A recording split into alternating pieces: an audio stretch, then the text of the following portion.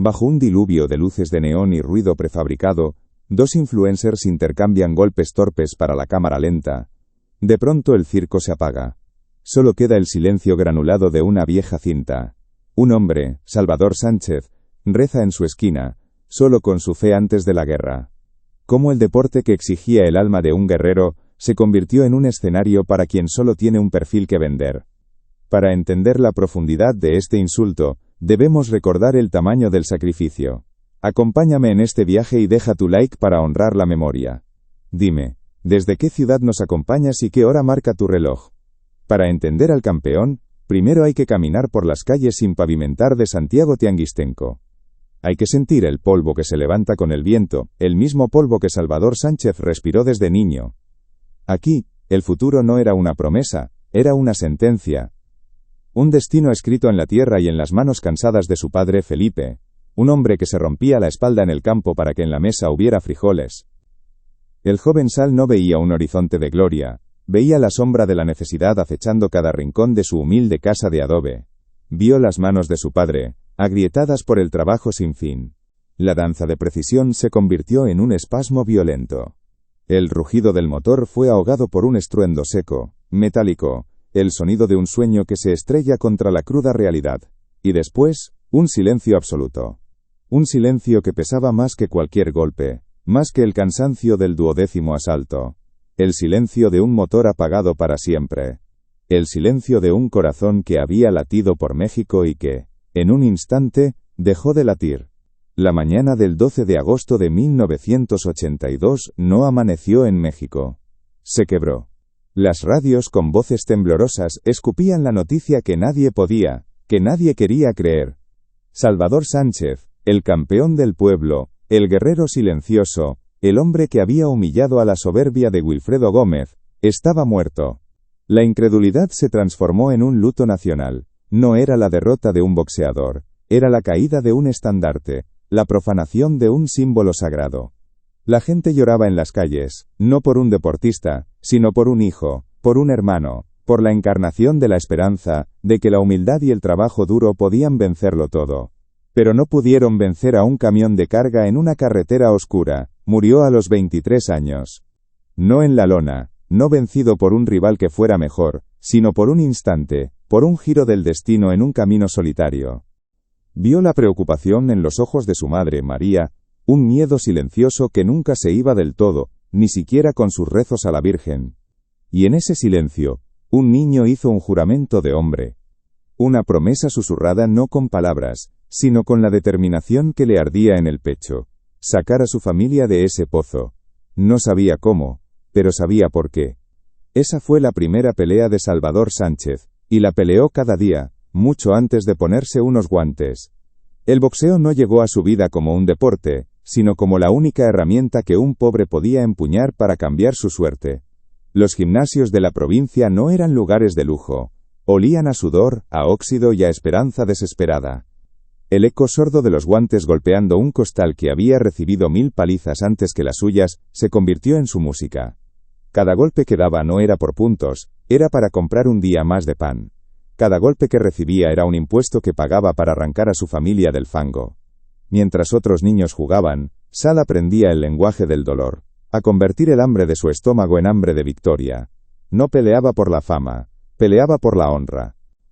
El mundo se quedó con una herida abierta, una pregunta que sangraría por décadas. ¿Qué hubiera sido de Salvador Sánchez? Las peleas soñadas contra Alexis Argüello, contra Eusebio Pedroza, la posible subida de peso para enfrentar a Julio César Chávez, todo se convirtió en cenizas, en un eco fantasma en la historia del boxeo. Dejó un récord casi perfecto, y un legado de potencial puro, interrumpido en su momento de máximo esplendor. La muerte de un rey no solo deja un trono vacío, deja un vacío de poder, un hueco en el alma de su reino. El boxeo mexicano perdió a su guardián más noble, al hombre que representaba el honor por encima del espectáculo. Y en ese vacío, lentamente, comenzó a filtrarse el veneno que él siempre mantuvo a raya. La ausencia de un verdadero guerrero abrió la puerta para la llegada de los falsos ídolos. Para entender cómo la tragedia de un hombre se convirtió en la tragedia de un deporte, cómo ese silencio en la carretera fue llenado por el ruido hueco del circo mediático, debes seguir con nosotros. Suscríbete y acompáñanos en la crónica de una decadencia. Porque el golpe más devastador para el boxeo no fue la muerte de Salvador Sánchez, sino lo que vino después. La muerte de un rey no solo deja un trono vacío. La honra de un apellido, la honra de una madre a la que le juró que nunca más pasaría noches en vela por el dinero. Cada gota de sudor en ese gimnasio empolvado era una letra de esa promesa sagrada. Estaba forjando sus puños, sí, pero sobre todo, estaba forjando su alma. Un alma de guerrero, nacida no del privilegio, sino de la más profunda necesidad. Esa es la clase de fuego que no se puede fingir con filtros de Instagram, ni con discursos vacíos en una rueda de prensa. Es un fuego que nace de la desesperación y se alimenta del amor incondicional por los tuyos. Todos, en algún momento, hemos luchado por una promesa así. Déjame saber en los comentarios cuál es la promesa que te impulsa a ti, y dale like a este video si entiendes el peso de pelear por tu gente. El juramento hecho en el polvo de Santiago Tianguistenco ya no era un susurro rezado en la intimidad. Era un trueno a punto de estallar en las arenas profesionales. Salvador Sánchez, el muchacho forjado en la necesidad, subía al ring no como un deportista, sino como un cobrador. Venía a reclamar el futuro que le habían negado a su familia, y cada oponente era solo un obstáculo en el camino hacia esa redención. Deja un reino sin alma, expuesto a los vientos del cambio, vulnerable a los usurpadores que esperan en las sombras. Cuando el Porsche blanco de Salvador Sánchez se convirtió en un ataúd de metal retorcido, no solo se apagó la vida del campeón. Se abrió una herida en el corazón del boxeo, una herida que nunca sanaría. En su lugar, comenzaría a pudrirse. El descenso no fue el de un hombre, pues Sal ya descansaba en la gloria de los mártires. Fue el descenso del deporte que él había santificado con su humildad y su sangre. El silencio que dejó su partida fue ensordecedor, y en ese vacío, los mercaderes encontraron su oportunidad. El fantasma de Sánchez, el guerrero silencioso, aún flotaba sobre los gimnasios polvorientos, pero su código de honor ya no gobernaba el negocio. Poco a poco, la lógica del sacrificio fue reemplazada por la matemática del espectáculo. Nació la era del pago por evento, una bestia insaciable, que no se alimentaba de técnica, sino de narrativa. Ya no importaba ser el mejor, sino ser el más vendible. Los promotores, con sus sonrisas de tiburón y sus trajes caros, entendieron que el odio vendía más que el respeto. La bravuconería generaba más titulares que la disciplina. Los campeones silenciosos como Sal, aquellos que hablaban con los puños y rezaban en su esquina, se convirtieron en una reliquia de un tiempo olvidado. Sus primeras peleas no fueron transmitidas por grandes cadenas. Se libraron en gimnasios humildes, con el olor a sudor y óxido impregnado en el aire, lejos de las luces brillantes que pronto buscarían su rostro. Pero la noticia de su existencia se extendía como un rumor sagrado. Los que lo veían pelear no hablaban de un simple noqueador, hablaban de algo distinto, de un prodigio. Mientras otros boxeadores mexicanos eran volcanes de furia, Sal era un sismo silencioso. Su estilo era una herejía para la tradición del fajador. No iba hacia adelante ciegamente, intercambiando golpes con fe ciega. Él esperaba, observaba, calculaba. Era un maestro del contraataque, un artista de la defensa que convertía la agresión de su rival en su propia arma. Los oponentes se lanzaban contra él, esperando una guerra de trincheras y se encontraban con un fantasma. Un paso lateral, un giro de cintura, y el golpe que buscaba su mandíbula se perdía en el vacío. Y en ese instante, en esa fracción de segundo en que el agresor quedaba expuesto, el castigo de Sánchez llegaba. No era un golpe, era una sentencia. Preciso, devastador, quirúrgico. Su gancho de izquierda era poesía escrita con un puño, y su derecha era el punto final de la historia. El mundo del boxeo, acostumbrado al caos y la bravuconería, no sabía cómo interpretar a este campeón silencioso que desmantelaba a sus rivales con la calma de un cirujano. El nuevo molde exigía personajes, no peleadores. Exigía villanos ruidosos y héroes prefabricados, cuyas batallas más feroces se libraban en las conferencias de prensa, no sobre la lona. El cinturón, esa corona que para Sánchez representaba el orgullo de México y la promesa a su madre, comenzó a multiplicarse. Aparecieron nuevos organismos, nuevas versiones, devaluando el oro, hasta convertirlo en bisutería. Un campeón, ya no era un rey, era un empleado con un accesorio brillante. El linaje sagrado, que pasaba de un guerrero a otro, a través de un bautismo de fuego y dolor, se fracturó. Ahora cualquiera con un buen récord inflado y un promotor astuto podía reclamar un pedazo del trono. El deporte comenzó a canibalizarse, a devorar su propia historia para vender el show de la noche. Las luces se volvieron más brillantes, la música más fuerte, pero el ring se sentía más vacío que nunca. Era un cuerpo que seguía moviéndose, pero cuya alma había sido expropiada. Esta espiral descendente no fue rápida, fue una gangrena lenta que se extendió durante décadas. Cada pelea vendida con más humo que fuego, cada campeón fabricado por el marketing, cada evento que priorizaba el drama sobre el deporte, era un clavo más en el ataúd del legado de los verdaderos guerreros. El boxeo se estaba despojando de su propia esencia, olvidando que la grandeza no se mide en seguidores de Instagram, ni en vistas de YouTube, sino en las cicatrices ganadas con honor. Lo veían como una anomalía, un enigma envuelto en humildad. Su ascenso fue una tormenta perfecta.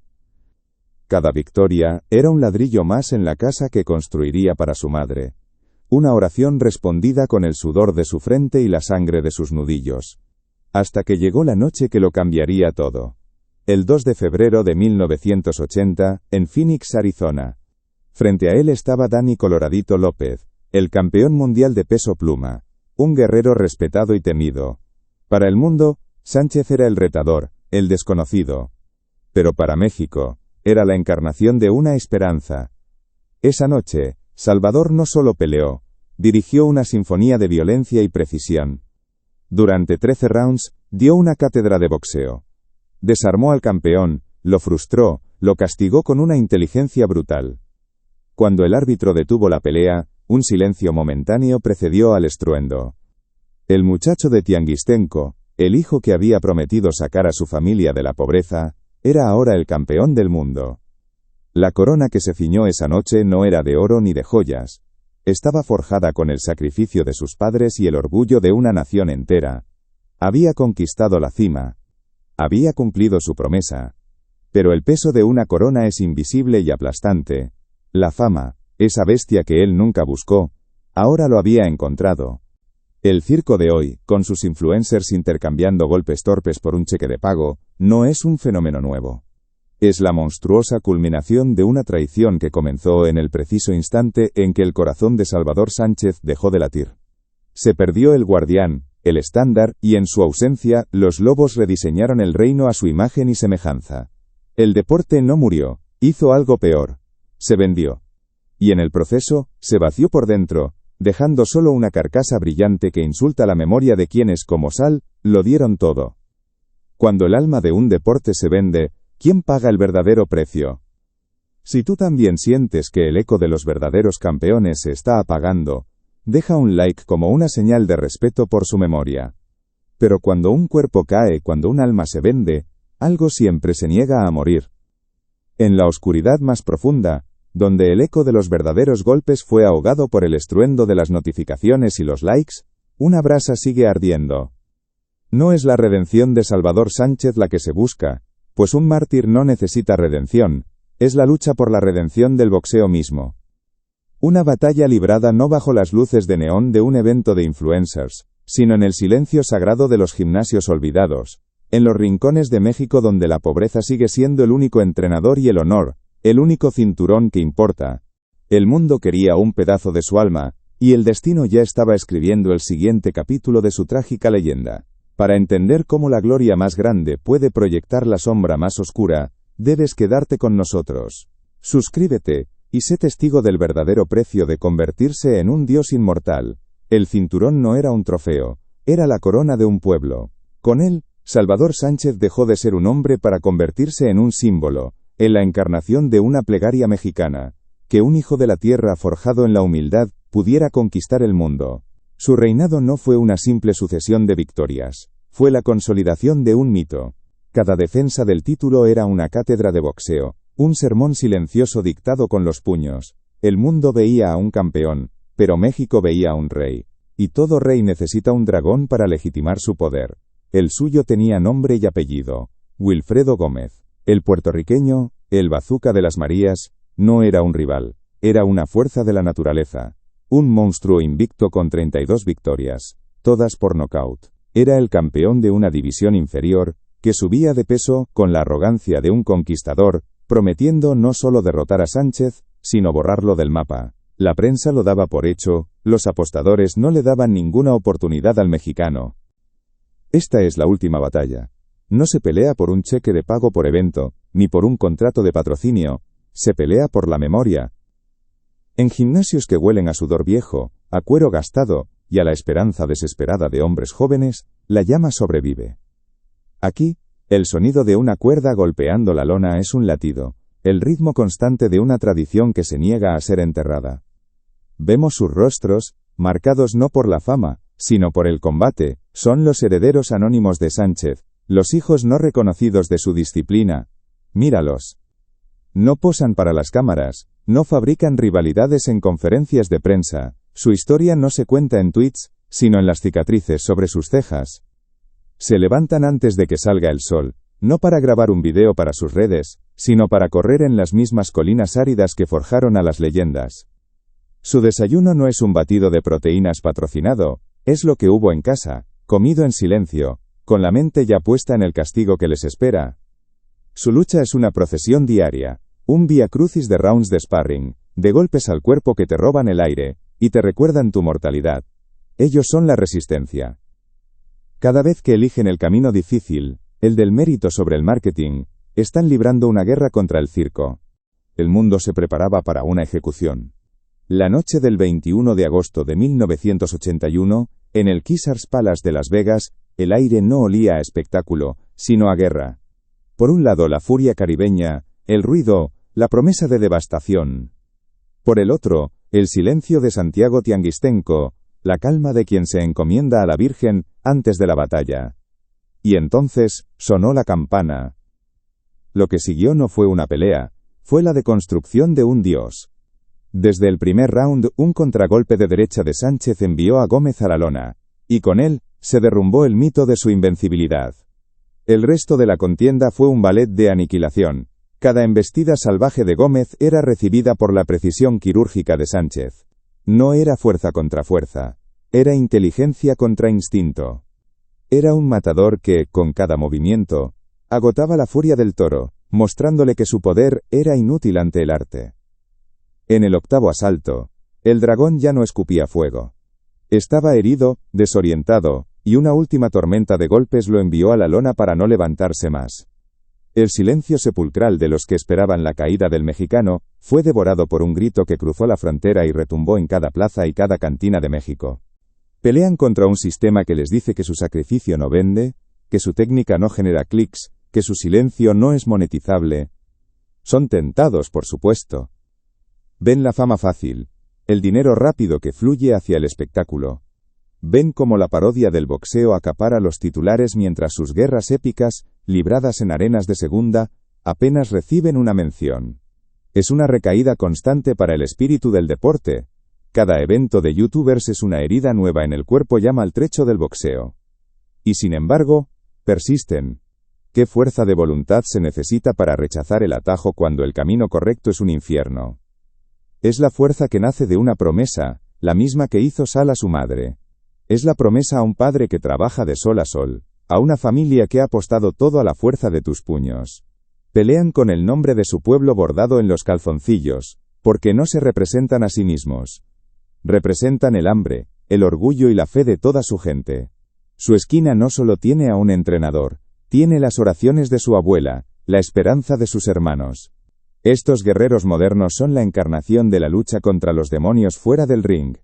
El demonio de la indiferencia, el demonio de la tentación, el demonio de la duda que susurra en las noches solitarias. ¿Vale la pena tanto dolor por tan poco reconocimiento? Esa noche, Salvador Sánchez dejó de ser el rey de los pesos pluma. Se convirtió en el rey del mundo. Había humillado a lo inhumillable. Había vencido a lo invencible. Era el soberano absoluto. Un hombre en la cima de su poder, con un futuro tan vasto como el cielo. Se hablaba de peleas contra Alexis Argüello, contra Roberto Durán. El planeta entero estaba a sus pies. En el ring, era un dios del control, un maestro del tiempo y la distancia que podía ver los golpes antes de que fueran lanzados. Pero cuando un hombre alcanza la cima del Olimpo, y demuestra que ningún mortal puede tocarlo, ¿qué enemigo le queda por enfrentar? ¿Acaso pensó alguna vez que el único oponente que no podía ver, el único al que no podía contragolpear, no estaba hecho de carne y hueso? El eco de la victoria sobre Gómez todavía resonaba en cada rincón de México. Salvador Sánchez ya no era un campeón. Era un monarca, el rey indiscutible de un reino forjado con puños y corazón. El mundo estaba a sus pies. Las bolsas millonarias, los contratos, los rostros de los promotores que antes lo ignoraban, ahora se inclinaban ante él. Se hablaba de unificar títulos, de subir de peso para cazar a leyendas como Alexis Argüello. Y cada mañana, su respuesta es la misma. El sonido de sus vendajes apretándose, el primer golpe al costal, un sí, rotundo y silencioso. La verdadera batalla por la redención no está en sus manos. Ellos ya han hecho su elección. Han honrado el código. La lucha final, la decisión que inclinará la balanza, es nuestra. Como público, como guardianes de la memoria, nos encontramos en una encrucijada. Un camino está brillantemente iluminado, es ruidoso, fácil de consumir. Ofrece drama prefabricado y campeones de papel. Es el camino del circo. El otro camino es oscuro, silencioso, y exige paciencia. Exige que busquemos la grandeza en lugar de esperar que nos la vendan. Es el camino del guerrero. Elegir honrar su legado o consumir el entretenimiento vacío, es la pelea de fondo de nuestra era. Apagar la transmisión del insulto, y buscar la transmisión de la verdad. Darle nuestro tiempo y nuestro respeto a quienes sangran por el arte, no a quienes juegan con sus símbolos. El alma del boxeo no está muerta, está en cuidados intensivos, y nosotros somos los médicos. Nuestra atención es el oxígeno, nuestra elección es el antídoto o el veneno.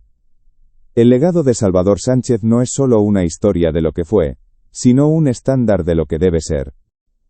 El futuro no era un camino, era una autopista de oro que se extendía hasta el horizonte, un horizonte que parecía no tener fin. Pero la corona, incluso la de un rey humilde, proyecta una sombra larga. Y en esa sombra, imperceptible para la multitud que lo aclamaba, comenzó a crecer una fuerza que ningún oponente podría igualar. No era un rival en el ring. No era la tentación del alcohol ni el veneno de la soberbia. Era algo más antiguo, más implacable, el destino. En la cima de la gloria, donde el aire es más fino y la soledad más profunda, aparecieron las primeras fisuras. No en su disciplina, no en su fe, sino en la invencibilidad que la juventud confunde con inmortalidad. Salvador, el hombre que calculaba cada movimiento sobre la lona con la precisión de un maestro de ajedrez, encontró una nueva pasión fuera de ella, la velocidad. Su Porsche 928 blanco, un trofeo de su éxito, se convirtió en su escape, en el único lugar donde podía sentir una adrenalina comparable a la del combate. Era el símbolo de haberlo logrado, la prueba de que el niño de Santiago Tianguistenco había conquistado el mundo. Pero cada vez que el motor rugía en las carreteras de Querétaro, se acercaba a un límite que no estaba delimitado por cuerdas. Y ese estándar sigue vivo en los puños y en el corazón de estos luchadores anónimos, que sin saberlo, defienden su tumba de la profanación. Así que te pregunto, a ti que has visto la gloria y la traición, a ti que entiendes el peso del sacrificio, deja un comentario, y dinos qué significa, para ti, ser un verdadero campeón. El legado de Salvador Sánchez no se mide en cinturones guardados en vitrinas de cristal, ni en los números de un récord invicto.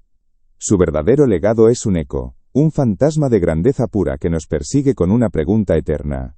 ¿Qué tan alto pudo haber volado? Él es el estándar inalcanzable, no solo por lo que fue, sino por todo lo que prometía ser. Su historia es la de un potencial absoluto, interrumpido en el instante mismo de su apogeo, dejando un vacío que el boxeo mexicano jamás ha podido llenar por completo. Y es aquí donde respondemos a la pregunta que inició este viaje, la que nació entre las luces baratas de un show de influencers y el silencio sagrado de una oración.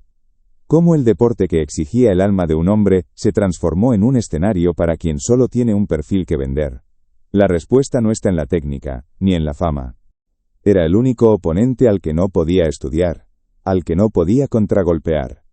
Un antagonista silencioso que no anuncia su llegada con una campana, sino con el silencio que precede a la catástrofe.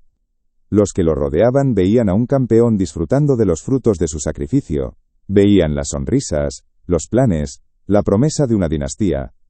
Pero no veían la sombra que se alargaba detrás de él, una sombra con la forma de un reloj de arena cuyos últimos granos estaban a punto de caer. El héroe estaba en su trono, pero no sabía que el trono mismo estaba al borde de un precipicio. Cuando un hombre vuela tan cerca del sol, cuando alcanza una gloria que parece desafiar a los mismos dioses, ¿qué es lo que provoca su caída? ¿Es el peso de su propia corona, una arrogancia invisible que lo ciega al peligro? ¿O es una fuerza externa, una envidia cósmica que no tolera que un mortal brille con tanta intensidad por mucho tiempo?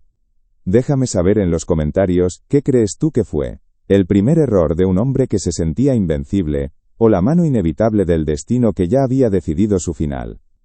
El ring tenía reglas. Cuerdas que contenían la furia, un gong que marcaba el principio y el fin, un árbitro que imponía orden en medio del caos. Está en el precio. El insulto de peleas como Jero contra Matza es tan profundo porque profana la moneda con la que se paga la verdadera gloria. El precio que pagó Salvador Sánchez y tantos como él fue absoluto. Fue el sudor de la pobreza, la sangre de batallas anónimas, la promesa hecha a una madre, y finalmente, la propia vida, entregada en una carretera solitaria a los 23 años. Ellos lo dieron todo, literalmente todo, por la honra de subir a ese ring. Los otros solo hacen una transmisión en vivo. Por eso, a Sal Sánchez no se le recuerda como a un campeón perfecto e intocable. Se le recuerda como el muchacho humilde de Santiago Tianguistenco que conquistó el mundo. Un héroe trágico, cuya única falla fue ser humano. Un joven que amaba la velocidad de su Porsche blanco tanto como la estrategia de un contragolpe. Su mortalidad, sellada por el destino en el pináculo de su gloria, es precisamente lo que lo hace eterno. Él es el guerrero herido, no por un golpe, sino por la vida misma. Y en esa herida reside su leyenda imperecedera. La historia de Salvador Sánchez terminó en el asfalto, pero el espíritu del guerrero mexicano sigue vivo, en gimnasios olvidados, en miradas hambrientas que aún pelean por honor, y no por seguidores. Salvador Sánchez era el maestro de ese universo controlado. Cada movimiento, cada golpe, era un cálculo preciso. Pero en el asfalto no había campana. Solo la noche, el rugido de un motor alemán, y la promesa embriagadora de la velocidad, el único rival al que nunca pudo estudiar. Aquel Porsche 928 blanco no era solo un auto, era el trofeo tangible de cada gota de sudor, de cada sacrificio en el gimnasio, el símbolo de que un niño de Santiago Tianguistenco podía conquistar el mundo. Pero esa noche, en la madrugada del 12 de agosto de 1982, el trofeo se convirtió en su adversario final. La carretera Querétaro-San Luis Potosí se extendía como una cinta negra e infinita, un lienzo sobre el cual el campeón por un momento se sintió inmortal, tan invencible como sobre la lona del Caesars Palace. El motor no susurraba, rugía. Era el sonido de la gloria, de la juventud, de un futuro sin límites que se acercaba a más de 200 kilómetros por hora. No había multitud gritando su nombre, solo el viento aullando contra el metal. Era una soledad distinta a la del vestidor, una soledad vertiginosa donde el único oponente era la física, el único juez, el destino. Y entonces en una fracción de segundo que se estiró hasta la eternidad, el control se desvaneció. Para que esas historias no se pierdan en el ruido del circo, para que la memoria de los que pagaron el precio final nunca sea borrada, únete a nosotros. Suscríbete y ayúdanos a mantener encendida la llama de los verdaderos guerreros. Porque su legado no es una reliquia del pasado, es una batalla que se libra hoy. Y necesita tu voz para ganar.